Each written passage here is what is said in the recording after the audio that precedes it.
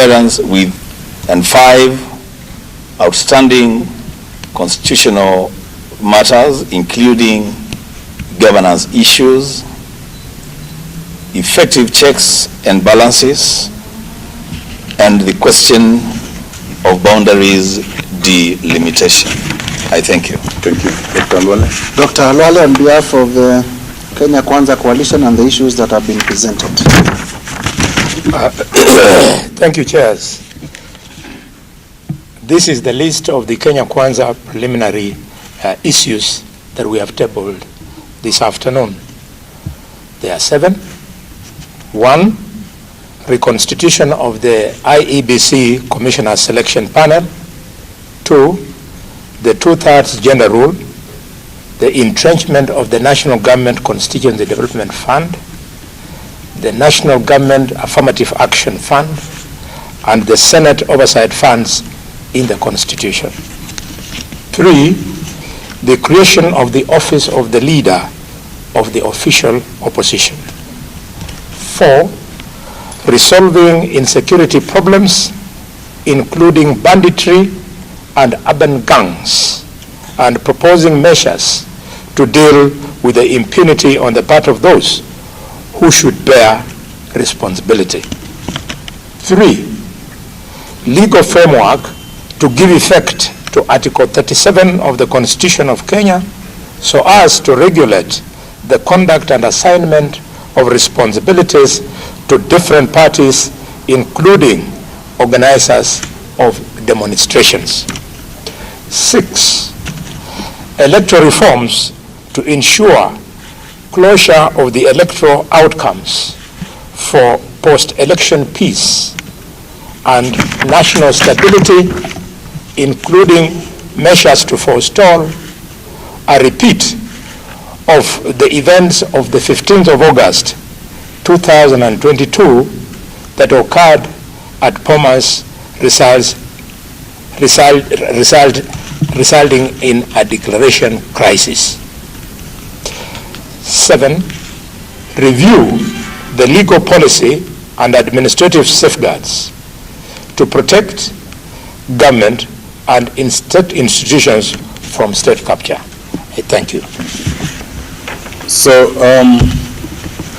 members of the press, our joint secretaries will give you copies as soon as we are done of the respective issues as tabled.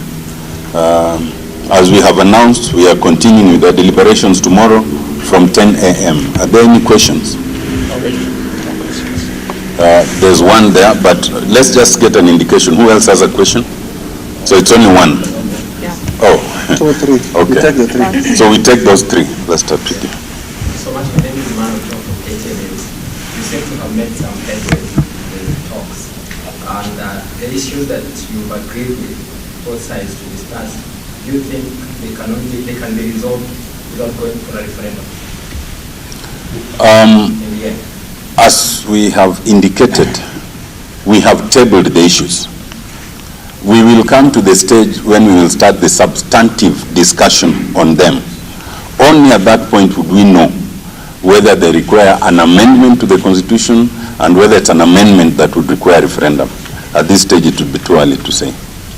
There was, I think there was a second one. Yes. The gentleman. When you do that from the standard, moving forward, especially starting tomorrow, what are some of the things you expect to discuss?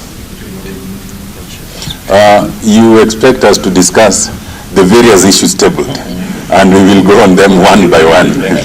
Yes. Yes. No, you came first. You came first. Yes. Okay. You came first. Yes, Yeah. No, you was. The gentleman and then the lady. Yes. Continue. For good order. Yes. Chris Owino from Ramogi TV. One of the issues that was not agreed upon was the structure of these talks. There's a mirror review that it should be extra parliamentary, while Kenya Kwanza vowed for the parliamentary way. Have you agreed on that?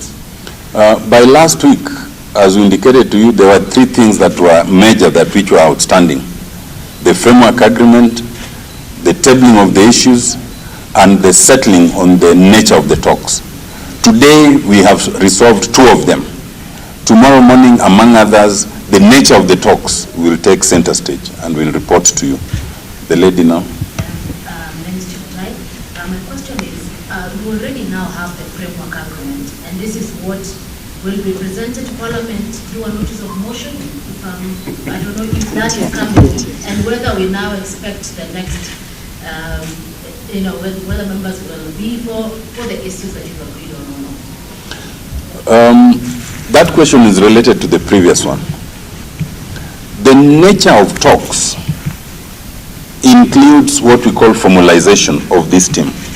And as explained last week, we were exploring 3 different channels.